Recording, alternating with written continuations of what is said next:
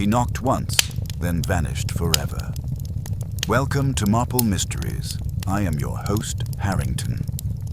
Comment your city. I rid them all. Wolfe steps into a Christmas Eve mystery. Christmas Eve on West 35th Street makes the taxis seem to whisper, but the brownstone doesn't. It stays what it is, warm, orderly, and owned by habit. Wolfe had been upstairs with the orchids since 4. I'd been at my desk, polishing a letter that didn't need polishing and keeping one ear on the kitchen, where Fritz was turning the holiday into something edible. At 6:30, I was thinking about my nightcap and the general merits of misbehavior when the doorbell spoke. Not the usual bell. Fritz rings it like he's announcing dinner. Saul Panzer uses a thumb that says business. The cops either lean or pound as if the door owes them rent. This one was careful, almost apologetic, and it came a second time after a pause long enough to suggest the visitor had weighed flight. I went myself. On the stoop stood a tall man in a dark overcoat dusted with snow. No hat, no smile. Under one arm, he held a parcel tied with plain string, the sort of thing you mail to a cousin. His face was lean, with cheekbones you could hang a coat on and eyes trained on exits. Early 40s, maybe, and the air around him was tight. "Mr. Goodwin," he said. Not a question, a statement from a stranger at night. "That's me. Step in before you turn into a seasonal decoration. Mr. Wolfe isn't seeing callers unless they're orchids or steak." "I'm neither. I need to talk to Nero Wolfe. Tonight." He pushed the parcel toward me, arm stiff, as if he'd rather not touch it. I took it. Light, irregular. "You brought a gift to sweeten the pitch." "It isn't a gift. It's leverage." He said it flatly, like a fact from a ledger. You don't argue with a man who uses that word on Christmas Eve. I hung his coat, led him through the hall, and let him see the wreath on the office door that Wolfe tolerates out of old memory. Inside, the street bulbs made the rug look as if it had been drinking. Wolfe was in his chair, book open, eyes down. He did not look up while I placed the stranger in the red leather chair across from him. "Christmas Eve," the man offered. "Forgive the intrusion." Wolfe's eyes rose slowly. Intrusion requires justification, not forgiveness. "State yours." "I'm Samuel Phelps." His voice had theater control, not volume. "I was told you're the one man in New York who can find the truth and keep it quiet." "If that is a compliment," Wolfe said, "it is graceless. I have no appetite for employment this evening. My chef has prepared a dinner that deserves my full attention. Be concise." Phelps didn't flinch. "Someone intends to use your house tonight to commit a crime. Not against you, against me. I want you to stop it." That landed. Wolfe's gaze sharpened the way it does when a rule is broken in his own domain.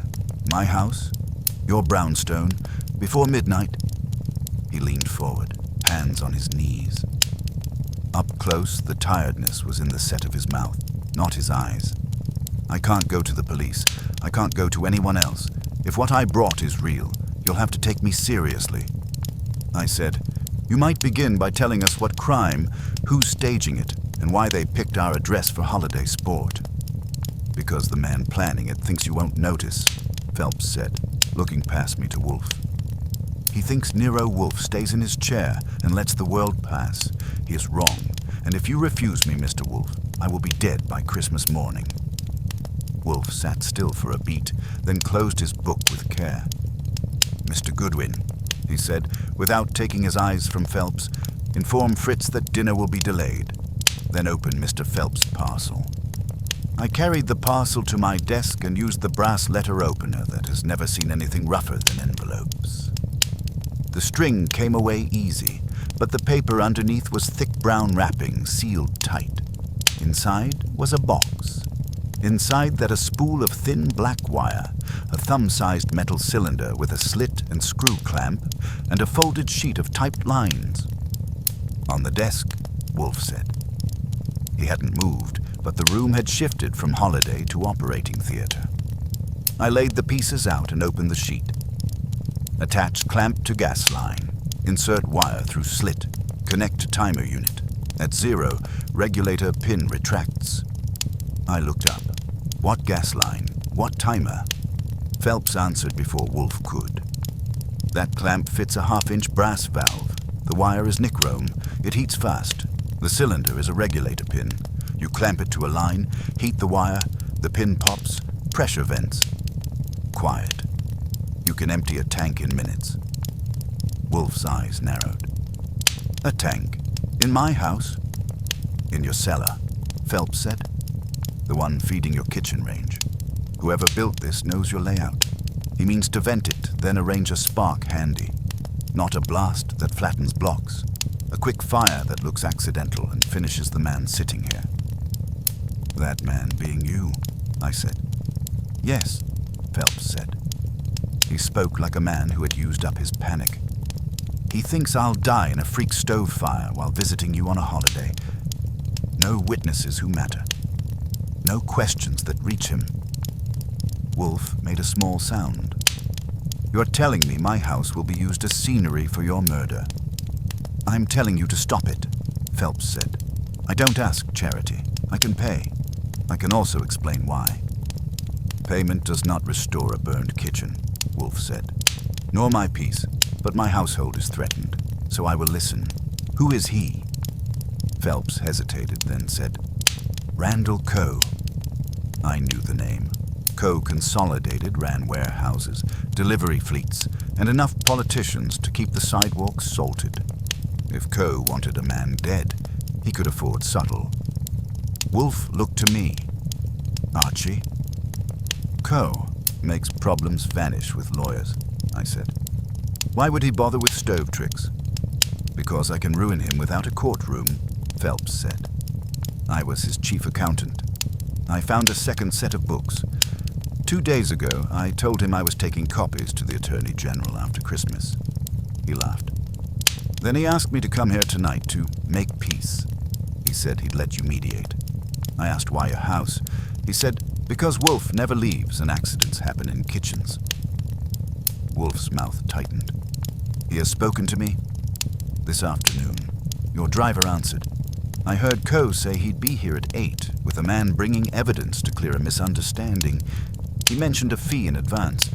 He likes controlling the frame. Wolfe's eyes went distant, counting. Do you possess proof of his crimes beyond your word? I have copies, Phelps said. Not on me. A safe deposit box. I can bring them tomorrow. Tonight I only need to live. But you intend to meet him here, Wolfe said. He intends to meet me here, Phelps corrected. If I don't come, he sends someone to fetch me. If I go to the police, he moves faster and I die somewhere less protected. Protected is optimistic, I said. If there's hardware on the gas line, we find it now. Indeed, Wolfe said. Mr. Goodwin, go to the cellar. Take a flashlight. Mr. Phelps, remain. If you attempt to depart, I will have you locked in the pantry. I snagged the flashlight and an adjustable wrench. Fritz would be offended if anyone molested his stove. As I hit the hall, the doorbell rang again, this time with a thumb that said, business. I stopped in the hall. You don't ignore that sort of ring on Christmas Eve unless you want it coming through the glass. I opened the door to Saul Panzer. Compact, useful, hat brim carrying snow. Saul, I said, we weren't expecting you. I was driving past, saw 3 men taking an interest in your stoop. Thought I'd take an interest in them. He stepped in, eyes flicking to the street. What's wrong? Possible arson and a guest scheduled to die before midnight. Come on. I took him to the office. Wolfe looked up. Saul's eyebrows asked a question. Wolfe answered. Mr. Panzer, there is a threat to this house. Mr. Phelps asserts that Randall Coe intends to kill him tonight by tampering with our gas supply. Mr. Goodwin was about to inspect the cellar. You will accompany him. Saul's face stayed blank, which means interested. Sure. He eyed Phelps. Coe coming himself? That's what he told me, Phelps said. 8 o'clock. with his attorney, Mila Rosing. Mila doesn't witness, I muttered. She edits. Wolfe gave me a look. I took Saul down the basement stairs. The boiler sighed, and upstairs Fritz clattered, offended. The gas meter and main line were on the back wall. I've seen that corner 100 times, and it looked normal, which is never enough. Saul knelt, ran a finger over the fittings, then pointed. "Fresh tool marks," he said. "Here, and the paint on this clamp is new." I leaned in. On the brass elbow above the shutoff, the nut had a clean scuff, and the clamp's screw had been turned. My neck went cold. "Anything attached now?" "Not now, but that gadget from the parcel fits here. Somebody tested it, then removed it. They can put it back any time." "Meaning they've been inside already?" "Meaning they know your house," Saul said. "Not your staff, unless one is turned." We went back up. I reported to Wolfe. He absorbed it, then turned to Phelps. "Who besides Mr. Coe knew you were coming here?" "My fiancée," Phelps said. "Lydia Kerr. She begged me not to go. Coe knows her. She's his niece." Wolfe's eyes sharpened. "And who has access to my cellar?" "Not me. Not Lydia. Coe's people, if they've watched the house. Your staff." "We have no deliveries after 4 on a holiday," Wolfe said. "Mr. Panzer, remain by the front door. Mr. Goodwin, telephone Inspector Kramer." "On Christmas Eve?" "On Christmas Eve. Tell him I require his presence for the prevention of a felony involving Randall Coe." I dialed from the hall. Kramer answered, voice thick with dinner. I gave him Wolfe's message. A pause. "You better not be jerking me, Archie," he said. "Coe's a rattlesnake I've never pinned." "Then bring gloves," I said. "And hurry." Back in the office, Fritz appeared, towel in hand. "Herr Wolfe, dinner?" "We'll wait, Fritz. The house is threatened." Fritz's eyes flicked to Phelps, then to the stove door like a father checking a cradle. "Jeopardy is not in my kitchen," he said. "It may be. We will prevent it," Wolfe replied. The bell rang again. Saul opened the door and stepped aside. Randall Coe entered as if he owned the sidewalk, broad-shouldered, silver-haired, red scarf expensive enough to tax. Beside him was Mila Rosing, elegant and cool, eyes taking measurements. Behind them came a narrow man in a chauffeur's coat with a leather satchel. I could smell cold air and cigar smoke on him. He didn't glance at Phelps at first, just at Wolfe, as if a match were being struck. Mila's mouth was polite and empty. The chauffeur kept to the rear, satchel hugged close, eyes too alert for a driver on a quiet stakeout at midnight. Coe smiled at me like an old friend who never had to pay his share. "Archie, Merry Christmas. Is the genius ready to settle a misunderstanding?" Wolfe didn't rise. He didn't have to. Coe crossed the rug and took the chair Saul had vacated, giving Wolfe a look that expected deference and found none. Mila remained standing, hands in her coat pockets.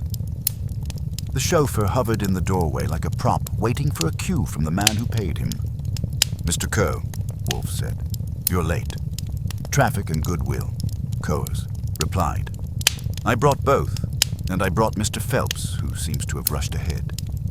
He turned and saw Phelps. The smile held, but his eyes cooled. "Sam, you look worn. This scare has worked you up." Phelps stood. "I'm here to hear what you have to say." "What I have to say is simple." Coe spread his hands. "A year of good work, then a sudden attack of conscience. You thought you found irregularities. You were wrong. I asked Wolfe to listen because you respect him. I'm willing to compensate you for your distress and let you resign quietly. That's peace." Wolfe's gaze moved to the chauffeur. "Who is that man?" "My driver, Gannon," Coe said. "He carries papers. I didn't want them in my pocket with a cigar." Gannon said nothing. His satchel shifted against his hip. I noted his shoes. Not a driver's slushy Oxfords, but heavy rubber soles.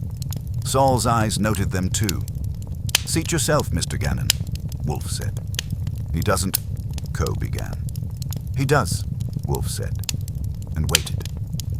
Gannon sat on the straight chair by the door, satchel on his knees, jaw rigid. Wolfe returned to Coe. "You propose that Mr. Phelps abandon his allegations and accept severance." "I propose he stop making a fool of himself," Coe said easily. "Mila can explain the numbers. The so-called second set of books is a routine internal forecast. Sam misread it. If he persists, he hurts me and he ruins himself. I don't want that." Mila finally spoke. "Mr. Phelps has been under strain. There was a death in his family last spring. Grief can distort judgment. Mr. Coe's offer is generous." Wolfe didn't blink. "Mr. Phelps, did you misread a forecast?" "No," Phelps said. "There are kickbacks recorded as freight losses. Dummy vendors, offshore transfers. I have copies." Coe's mild tone stayed mild. "You've been building a sad little castle. Wolfe, we both know how this ends. We talk, you persuade him to return the documents, and I write you a check that makes your orchids blush." Wolfe's lips pressed together, not in pleasure. "You speak as if the matter is merely financial. It is not." Coe's smile thinned. "What else could it be?" "The safety of my home," Wolfe said. "This evening someone entered my cellar and prepared to tamper with my gas line." For the first time, Coe's posture shifted. His eyes flicked to Mila, then to Gannon. "That's absurd," Mila said quickly. "You have no basis." "I have basis," Wolfe said. "The apparatus Mr. Phelps brought. Fresh tool marks, 3 men watching my stoop, and your driver's satchel." Coe laughed once, sharp. "Nero, this is theater. Your house is intact, your kitchen smells like heaven, and my driver carries affidavits. If you're angling for a higher fee, name it." Wolfe turned his head slightly toward me. "Archie, what time is it?" 7:56. "Excellent." Wolfe faced Coe again. "You will remain until 8:10. If the gas line vents at 8, as Mr. Phelps expects, we shall see who arranged it. If nothing occurs, I will apologize for discourtesy and send you away." "I don't take orders in my own office, much less yours," Coe said. "This is my office," Wolfe said. "Departure is not an option."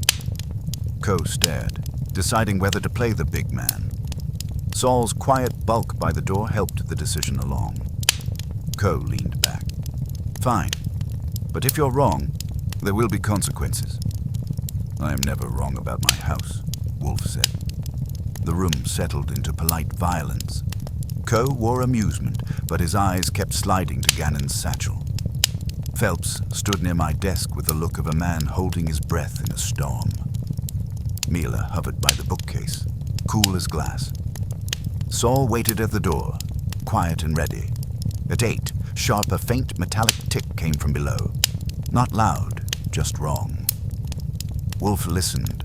Saul's head tilted. My skin prickled. A thin hiss followed, like air escaping a tire. It ran for 3 seconds and stopped. No blast, thank you, but the sound was enough. Wolfe spoke from his chair. "Mr. Goodwin, to the cellar. Mr. Panzer, with him. Mr. Coe and Miss Rosing will remain. Mr. Gannon will remain and will not open that satchel." Gannon's hands clenched on the leather. "I got no reason. You have every reason," I said. Saul stepped behind him. Gannon let go. Saul and I went down. The flashlight found the gas line first. Clamped to the elbow above the shutoff was the same little cylinder from Phelps' parcel, wire looped through it, trailing to a cheap kitchen timer taped to the wall. The dial sat at 0. The wire was faintly warm when I tapped it. "Put on minutes ago," Saul murmured, "and somebody put it on without being seen." I crouched. The clamp was tight. The wire burned through. The pin had retracted and vented gas, but only a spit. Either the pressure was low, or the installer hadn't opened the valve fully. Saul frowned. Or they didn't want a fire. They wanted us to hear it. That idea made the cellar colder. We pulled the gadget off and shut the main valve for good measure. Coming up, Fritz met us in the passage, nostrils flared. "Gas," he said. "I've turned off the range." "Air the kitchen and lock the areaway," I told him. In the office, Coe was on his feet now, indignation ripening. Wolfe waited for my report. "It was there," I said. "Fresh. Timer at 0. Hissed, then stopped. Saul thinks it was installed right before 8. Mela blinked, startled into humanity for a second. Coe went straight to contempt. "So someone pulled a stunt. You don't get to pin that on me." Wolfe regarded him. "A stunt requiring access to my cellar, my gas line, and knowledge of the apparatus Mr. Phelps brought, timed to your arrival. I find the coincidence distasteful." Coe swung toward Gannon. "Did you go snooping?" Gannon stood rigid. "I never left the stoop, Mr. Coe." "Then how—" Wolfe cut in.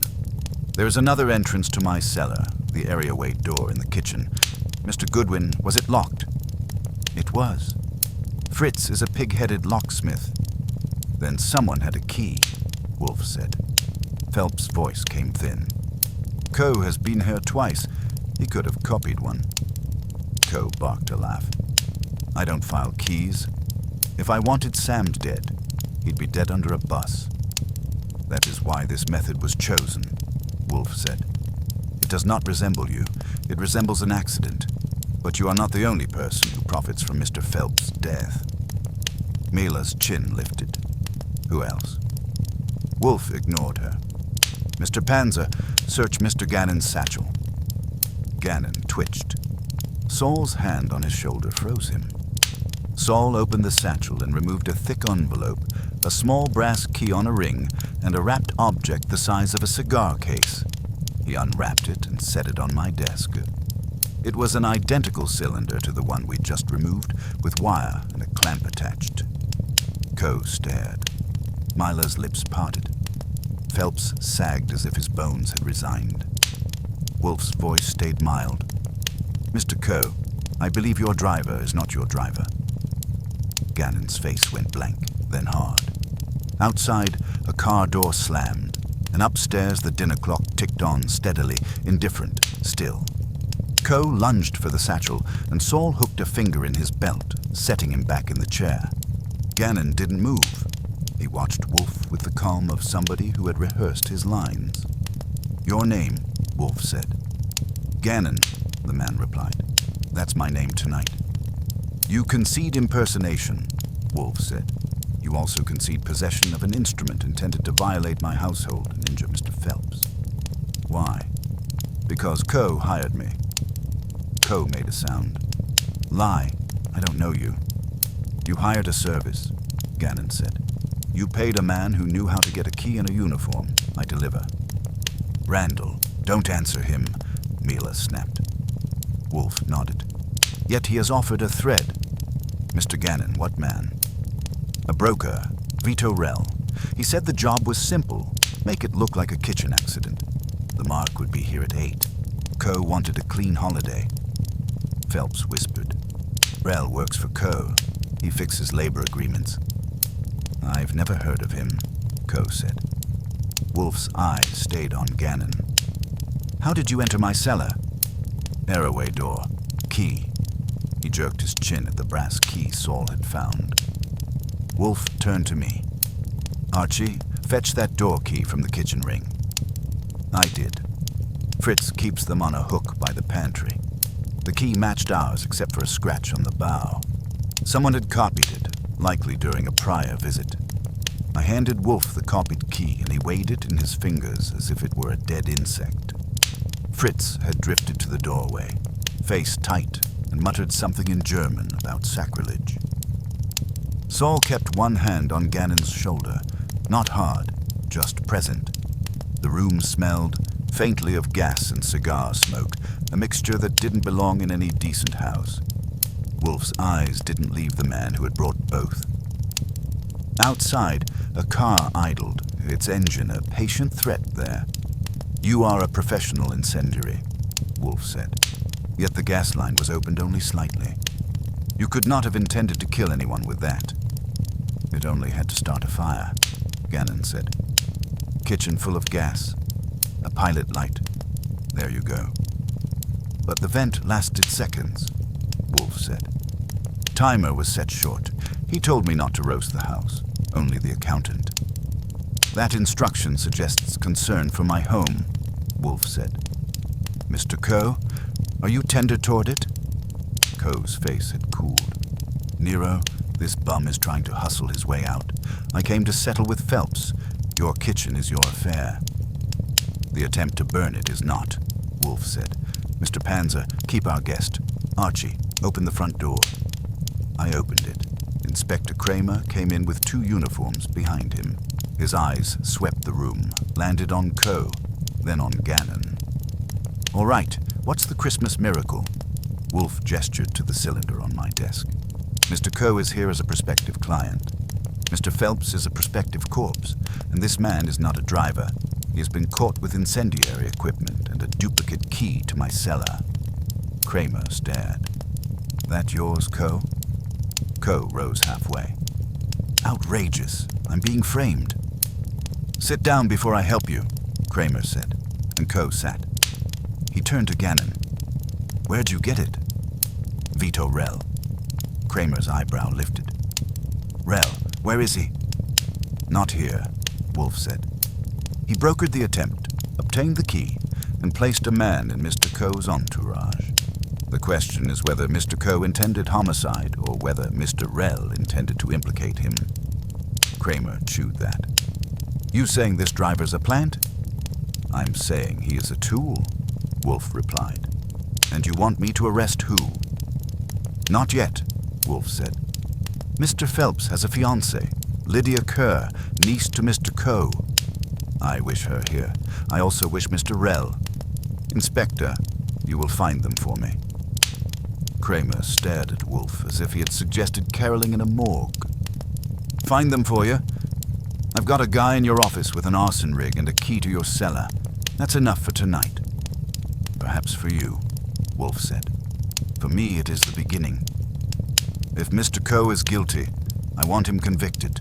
If he is not, I want the guilty man exposed. Hauling that fellow downtown won't do either. Coe snorted. Hear that, Inspector? He's running your job. Kramer shot him a look. Shut up. Wolfe, I'm not your errand boy. No, you are the city's. Mr. Phelps is in peril, and a felon is abroad. You would be derelict to ignore it. Kramer's jaw worked. He hated being right by order. Fine. I'll send a car for Rell. Where do I find the girl? At her place on 23rd, Phelps said. Lydia will. Come if you say I asked. Good. Archie, you go with me, Kramer said. If this turns into a circus, I want you holding the rope. Wolfe lifted a hand. Mr. Panzer and Mr. Goodwin will remain. I'm not left without a competent witness. Kramer grunted. Suit yourself. You two, take that phony driver down. Book him. Coe, you sit where you are. The uniforms moved Gannon out. He went quietly, eyes on Wolfe like a man memorizing a face. Coe started to rise, then settled under Kramer's palm. Outside, a car across the way rolled off when it saw badges. Connected to your 3 men? Kramer asked. Maybe, I said. On this block, we don't assume innocence. We rode south through wet streets. The city was blinking and slippery, and Kramer drove like he wanted to erase the night. Snow kept sliding off cornices. Taxis fish-tailed at corners, and every storefront seemed to be selling a different version of peace that nobody quite believed. Kramer didn't notice the lights. He watched the mirrors instead. At Lydia Kerr's building, a bored doorman surrendered under his glare, and we went up. Lydia opened the door in a green sweater, blonde hair pinned back, eyes already worried. When she saw me behind Kramer, her hand went to her throat. Archie, what's happened? Nothing that won't get worse if you melt down, I said. Can we come in? She let us into a tidy living room with a small tree and half-wrapped gifts. Kramer said. "Miss Kerr, Sam Phelps is at Nero Wolfe's. There was an attempt on his life. We need answers." Her face drained. "Attempt? By who?" "We're figuring that out," I said. "Your uncle's name is in it." "Uncle Randall wouldn't hurt Sam," she said too fast. "He's angry, but not that." "Describe angry," Kramer said. I cut in. "A man posing as your uncle's driver was caught with a gas venting device. He says he was hired through Vito Rell. What do you know about Rell?" She went still. "Vito came here yesterday. He said Sam was stealing, that he meant to ruin the company and me along with it. He told me Sam was meeting Uncle Randall tonight to make peace and that I should stay away. I thought he meant an argument." "Did he ask about Wolfe's house?" I said. She nodded slowly. "He asked if I'd ever been there." I said yes, once with Sam. He asked about the kitchen and the back entrance. I thought it was curiosity. "Keys?" Kramer asked. Her eyes dropped to a brass ring on the table. Sam kept a spare. Vito picked it up, joked about how old-fashioned it was. "I didn't stop him." She looked up, panic in her voice. "I didn't know he copied it, I swear." I said, "That's plenty. You're coming with us." "To Wolfe's?" she asked. "To Wolfe's," Kramer said. "And you'll tell him exactly what you told us, with your uncle in the room." We got Lydia into her coat and down to the street with Kramer's hand on her elbow. She didn't cry. She was beyond that and running on a thin, bright line of fear. On the ride back, she kept asking if Sam was alive. Kramer told her nothing, which in his dialect meant yes. At the brownstone, the holiday had been cancelled by ordinance.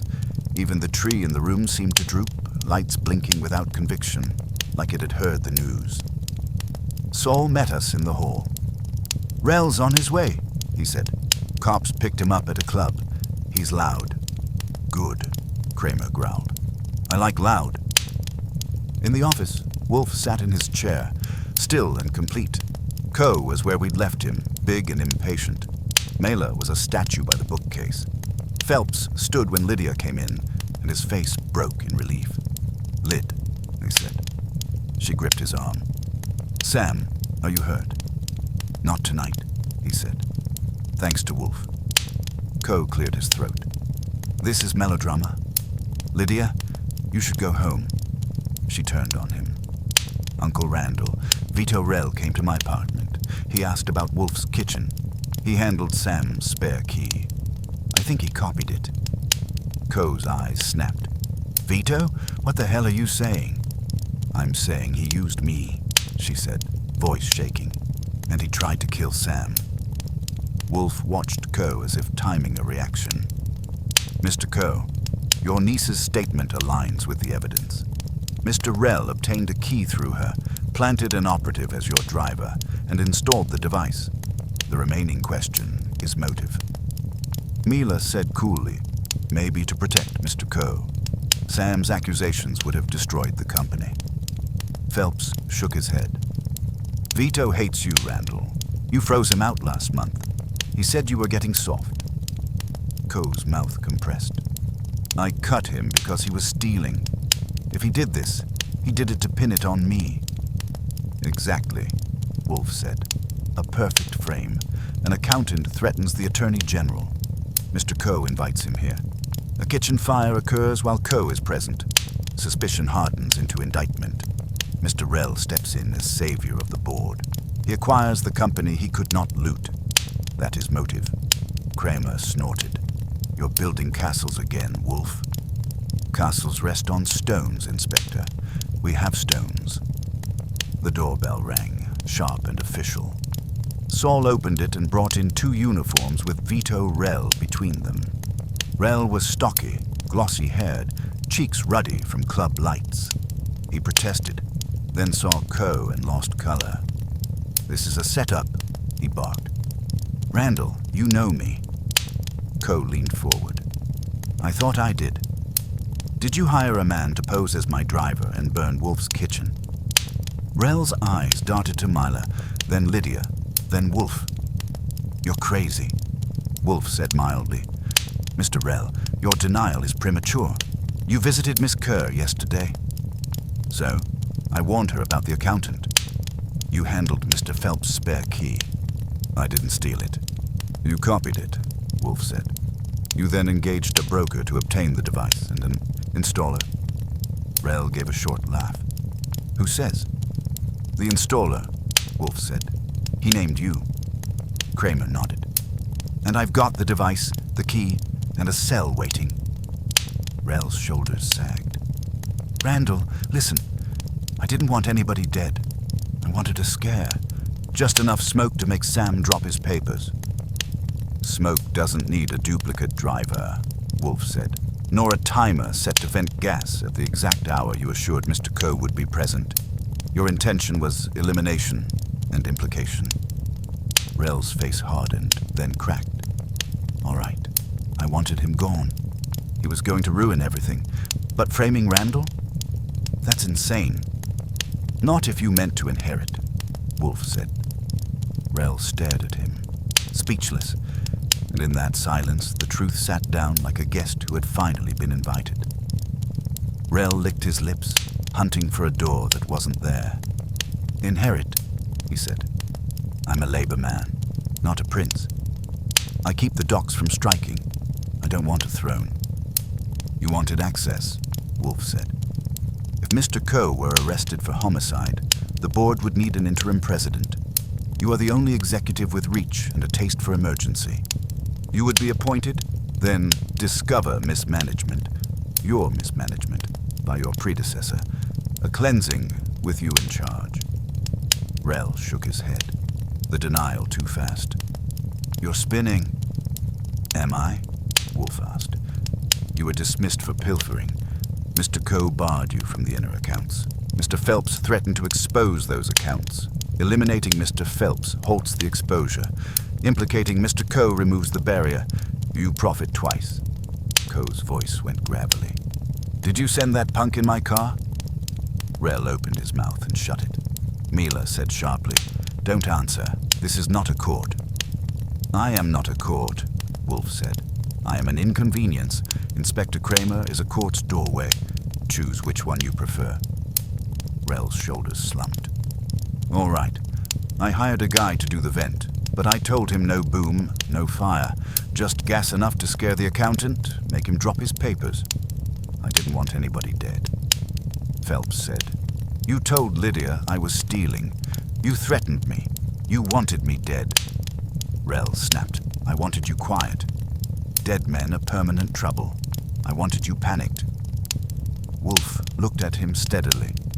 Then why did you supply 2 devices? One installed, one in the satchel. Your scare required only one contrivance. Rell blinked. He brought a spare. Perhaps, Wolfe said, but his testimony is that you instructed him a clean holiday. Those words do not mean fright. They mean death. Kramer stepped forward. I've heard enough. Rell, you're under arrest for attempted murder and arson. Coe, you stay put till I sort whether you're part of it. He nodded, and the uniforms hauled Rell up. Rell twisted back. Randall, you're letting this fat clown ruin me. You know how the game's played. Coe's face was stiff with something like grief. I know. And you played it against me. His eyes went to Lydia. Are you all right, kid? She nodded without looking at him, fingers still locked on Phelps' sleeve. Kramer and the uniforms disappeared with Rell. The house exhaled. Wolfe turned to Phelps. You will produce your copies tomorrow morning for the inspector. We will not allow the malefactions you described to evaporate with Mr. Rell's arrest. Phelps nodded. I will. Thank you. Wolfe's eyes shifted to Coe. The attempt on my home was not your doing, yet your conduct created its opportunity. You will leave now. If you attempt reprisal against Mr. Phelps or Miss Kerr, you will find me more formidable than you imagine. Coe rose slowly, dignity pasted over a crack. You've made your point, Wolfe. I'll handle my business the legal way. He looked at Phelps once, hard. Bring those papers. We'll settle it with daylight. Myla collected her gloves and followed him out, giving Wolfe a glance that promised future irritation.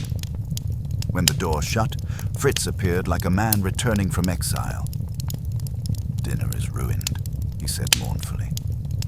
"Dinner is delayed, Fritz. The distinction is moral," Wolfe replied. "Archie, open the windows for 10 minutes, then we eat. The house must be sanitized." I went to the front parlor and cracked a sash. Snow drifted in, mild and clean. Across the street, the idling car was gone, leaving only the hush of tires on slush. For the first time that night, the brownstone sounded like itself again, inside. From the office, I heard Lydia whispering to Phelps, and Wolfe's chair creaking once as he settled deeper, already filing the case away where it belonged. Not in his thoughts, and certainly not in his house. By the time the 10 minutes were up, the parlor air was sharp. I shut the windows, latched them, and checked the hall out of habit. The wreath was still straight, the rug unscorched, and the kitchen smelled of discipline rather than disaster. The brownstone had forgiven the night. In the office, Lydia and Phelps sat close on the couch, believing in each other more than the future. Wolfe addressed them from his chair with a formality that was almost kind. "Miss Kerr," he said, "you were used as an instrument. That is not a crime. If you choose to marry Mr. Phelps, do so promptly. Indecision invites wolves." She managed a small smile. "Thank you, Mr. Wolfe. I'm sorry about your house." "My house will endure," Wolfe said.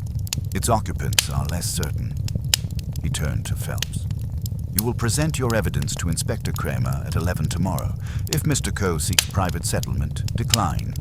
Justice that is purchased is merely another ledger entry." Phelps nodded. "I understand. I didn't want to drag you into it." "You did not drag me," Wolfe replied. "You stumbled into a snare that brushed my doorstep. That is sufficient." I walked them to the door while Fritz hovered like a priest protecting an altar. Lydia paused. "Archie, you were right about not melting down." "I'm right about lots of things," I said. "Mostly because I don't have to sit in a chair and be perfect." She gave a breath of a laugh. Phelps shook my hand with both of his. Then they were gone into the snow. Kramer called from a squad car not long after. "We got Rel downtown. He's talking.